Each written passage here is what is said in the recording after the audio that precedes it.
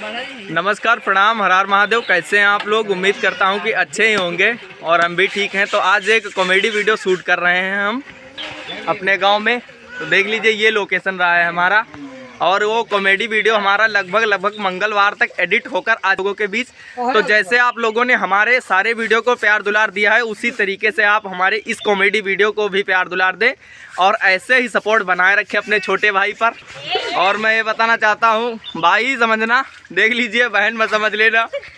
मैं इस तरीके का वेशभूषा इसलिए रखा हूँ क्योंकि लेडीज़ का किरदार था हमारा इसमें, इसलिए मैंने ऐसा पहन रखा है। लेडीज़ का रोल था ना। तो आप लोगों को जो इस कॉमेडी वीडियो से मनोरंजन मिले तो हमारे वीडियो को, चैनल को सब्सक्राइब करें, लाइक करें और ऐसे ही सपोर्ट बनाए रखें हमारे चैनल पर। ऐसे ही प्यार दुलार बनाए रखें। आप लोगों के सपोर्ट का मुझे बहुत ज़रूरत है। ऐसे ही सपोर्ट बनाए रखें आप लोग हमारे चैनल पर।